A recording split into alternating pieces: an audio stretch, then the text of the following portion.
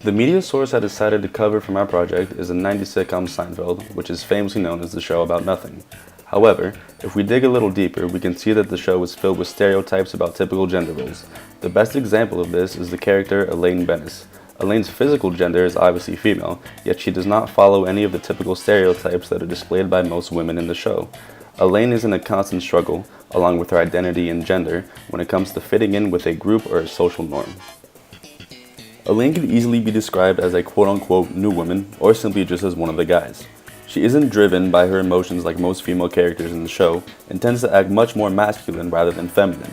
A great example of this comes in an episode called The English Patient. Let's take a look. What is everyone talking about? The English Patient, it's so romantic. God, that movie stunk.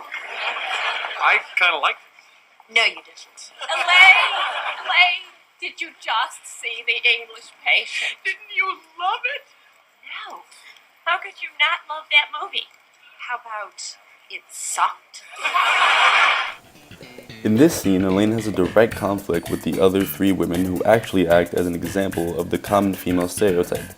Elaine cannot relate to these women and has conflicting views with everything that they say. Because of this, Elaine experiences othering. Her boyfriend dumps her, and she's also ostracized by her friends later on in the episode. Rough night? Ugh, you wouldn't believe it. My boyfriend dumped me. My friends, who I don't even like, they won't talk to me, all because I don't like that stupid English Patient movie. Really? I thought it was pretty good. Oh, come on. Good? What was good about it? Those sex scenes. I mean, please. Give me something I can use. Well, I liked it. Hey, you forgot about my piece of pie. Hello? You know, sex in a tub, that doesn't work. Elaine not only doesn't fit the common stereotype of women in Seinfeld, but her actions and ideals actually extend out of the show and directly challenge how women were depicted on television during the 1990s. In an academic journal by Scott Coltrane and Michelle Adams, they state that televised female characters are most often depicted as passive, emotional, dependent on men, and eager to serve others. Women have generally been shown as housewives or employed in lower status. Also, in a book titled Media, Gender, and Identity: An Introduction by David Gauntlet, he states that female characters were unlikely to work, especially not if they were wives or mothers, and even when they did, this work was typically not seen on screen. These tropes of women on TV do not relate to Elaine at all.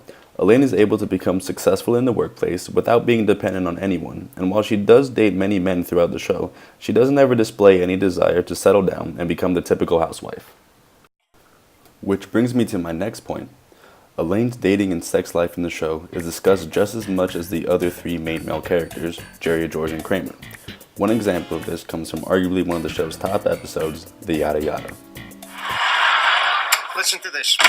Marcy comes over and she tells me that our ex-boyfriend was over late last night and yada, yada, yada, I'm really tired today. What do you think she was tired from? Well, obviously the yada, yada. You don't think she'd yada, yada sex? I've yada-yada'd sex. Really? Yeah.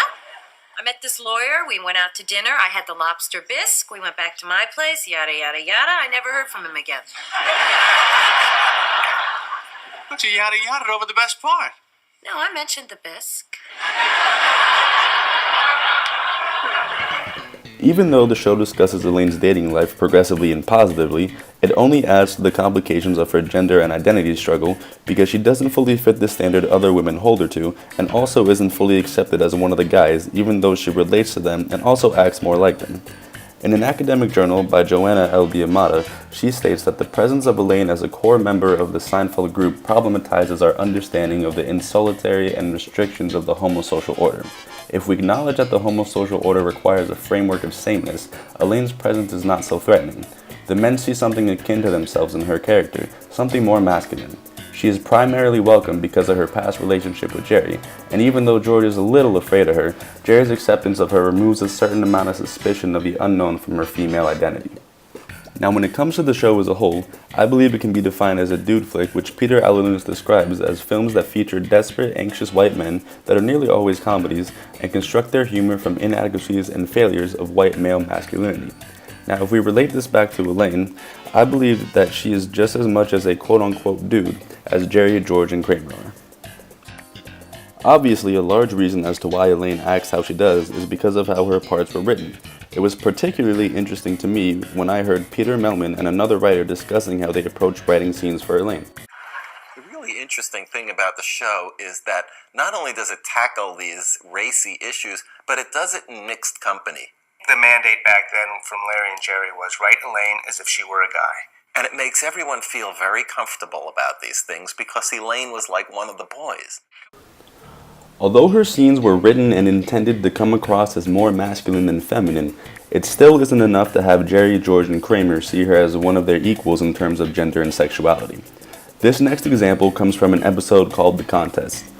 Now, to give some context as to how we arrived at this conversation between the four main characters, George walks into the coffee shop and starts telling the group how his mother caught him, well, let's just say exploring his body, which leads him to say this. Well, I'll tell you this stuff. I am never doing that again. What? You mean in your mother's house or all together? All together. Give me a break. Right. You don't think I can? No chance. You think you could? Well, I know I could hold out longer than you. Care to make it interesting? Sure, how much? $100? You're on. Wait a second. Count me in on this. You? Yeah. You'll be out before we get the check. I want to be in on this too. Oh, no. Not it. all That's all level oranges. playing field. What? It's all Why? different Why? thing. Because you're a woman. So what? It's easier for a woman not to do it than a man. We have to do it. It's part of our lifestyle. It's like shaving. Oh, that is such a baloney. I shave my legs. Not every day. All right, look, you want to be in? Yeah. You got to give us odds. At least 2 to 1. You got to put up $200. No, 1,000. Now, I'll put up 150. All right, you're in for 150. Okay, 150. All right, now, how are we going to monitor this thing? Well, obviously, we all know each other very well. I'm sure we'll all feel comfortable within the confines of the honor system. All right. Get it? This clip shows that no matter how Elaine acts or carries herself on a daily basis, the men still very much see her as different and arguably even the opposite of themselves when it comes to sexual behavior. This is a direct example of stereotyping, which Stuart Hall defines as reducing people to a few simple, essential characteristics. In this case, Elaine is reduced to one characteristic, her gender.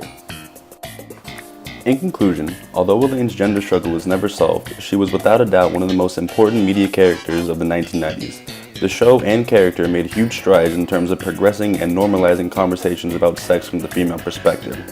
And of course, we won't ever forget Elaine's hilarious moments on the show, just like this one. Hey, buddy. Hey.